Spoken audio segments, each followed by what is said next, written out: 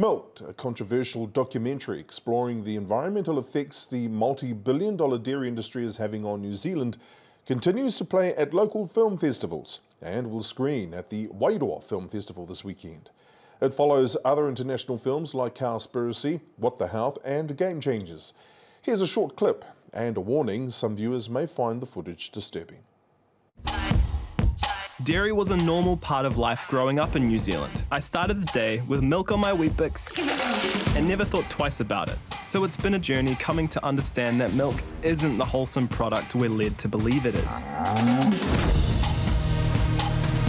It's not beneficial, not required, associated with lots of diseases. New Zealand's like your beautiful friend that's just got cancer. I didn't know any of this. People are dying, and it's all for the sake of making money. This industry is not working for anyone. We've gone down industrial agriculture big time, and we've got industrial-sized emissions. I'm not angry at the farmers, but the system that they're caught up in is totally flawed. And looking back, it's like, wow, we were duped. You guys are going up against the biggest industry in the entire country. I never considered that my life could be threatened by exposing this industry.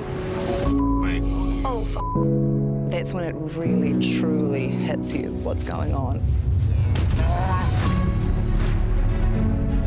Industrial dairying is this country's biggest polluter. They are the most inefficient food production system on the planet. We have a choice as to what sort of impact we're going to make. Activist and documentary maker Chris Huriwai appeared on Te Ao Tapatahi last year to talk about his film Milked when it screened at the New Zealand Film Festival. Now that it's playing in Wairua, it's finding a new audience and has since made the news because some participants in the documentary have received death threats. Co-producer of the documentary Milked, Chris Huriwai of Ngāpuhi Ngāti Porou and Te Ātiawa joins us now. Chris, tēnā rawa atu koe. Good to chat with you again, my friend. Likewise. Since I last spoke with you, there have been claims of death threats towards your participants. Why do you think people have reacted this way, and how do the participants feel about that, and how safe are they? Tēnā koe, e te rangatira, koutou mā, kia ora tātou. Well, it's hard for us to say when any of us are safe.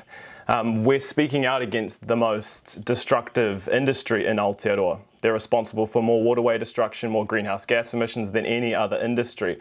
When you're a whistleblower or an advocate speaking out against these injustices, you're never safe. So yeah, we're speaking out against vested interests who prioritise profit over the hauora of our people. And so despite some negative backlash from the industry, we can't let such a thing hold us back from speaking the truth. What's the feedback or the reaction that you've received personally? Personally, only good reactions. You know, some little few comments on Facebook, social media, but the reaction from climate groups, environmental groups, farmers as well, and of course international groups across the world has been overwhelmingly supportive and positive. I've been speaking at conferences, workshops with international groups in China and Europe, and so there is definitely support for the message of this film, and hopefully we can achieve not only local change here in Aotearoa, but also globally, because that's what it's about. Milk NZ refused to participate in the film. Have they responded to it since we last spoke? Dairy NZ, yeah, the only interaction we were able to get with them were interviews over the phone, or, you know, talks with their PAs and whatnot over the phone. No, there has been no change in terms of the industry, in terms of their reaction. The industry has taken some opportunity to get on the media and refute claims from the film, but they just spout their usual propaganda, usual greenwashing to hide their vested interests. Has the documentary compelled the industry to make any changes? No, and you know what we're encouraging is for the government to help farmers transition out of this industry. Instead, what we've more recently seen in terms of the government's emission reductions plan is, you know, over $200 million being funneled into the industry to subsidise the industry, to create a centre to research the mitigation of climate emissions coming out of the industry. But we already know what we need to do. We need to reduce cow numbers here in Aotearoa. That's going to restore the Māori of our waterways and lessen our impact on global climate change. So we already know what we need to do. What we're seeing is just more kicking of the can down the road. Are you buoyed by some of the initiatives in the emissions reduction plan released by the government? Buoyed? I don't know if I understand that kupu, but no, I'm not encouraged by the government's announcement. The agricultural sector is paying nothing into millions and millions of dollars. They are touting this emissions reduction plan as polluters pay. But the primary sector responsible for more emissions than anyone else isn't paying anything into this plan. So yeah, it's just kicking the can down the road. Well, you've got a new audience. How do you feel about the documentary screening in Wairua, the Indigenous Festival?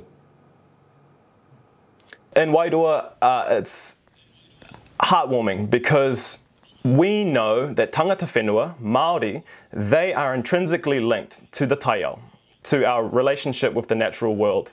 And it's that demographic, if we start speaking out against the industry, that's going to be the scariest thing for the industry, because it's tangata whenua, it's the Indigenous people who have the closest relationship with our environment, with the natural world, and we have the mandate to move our world, our society, into an alternative way of living. We have that mandate as tangata whenua. We are kaitiaki. And so getting the film to Māori, to other Indigenous peoples, is what's most important for me, because I think it's Indigenous solutions that are going to bring us to a better world. Kia ora. You've got Hollywood director James Cameron's wife, Susie Amos Cameron, as executive producer. How did you get her involved in the project? Well, they purchased a dairy farm in the Wairarapa. And so they could see for themselves how environmentally destructive dairy farming is. And so they were made aware of our film and of them already being on a pathway of wanting to be environmentally sustainable and being involved in the dairy industry. They were, of course, interested. They are here living in Aotearoa at the moment, and yeah, they love the environment, and so they knew this was an initiative that they needed to support. Ka pai. Look, we have to leave it there. Chris Huriwai, co-producer of the documentary Milked, thank you so much for your time today. Ka pai. Kia ora tātou. Tēnā koe. The Bell screening age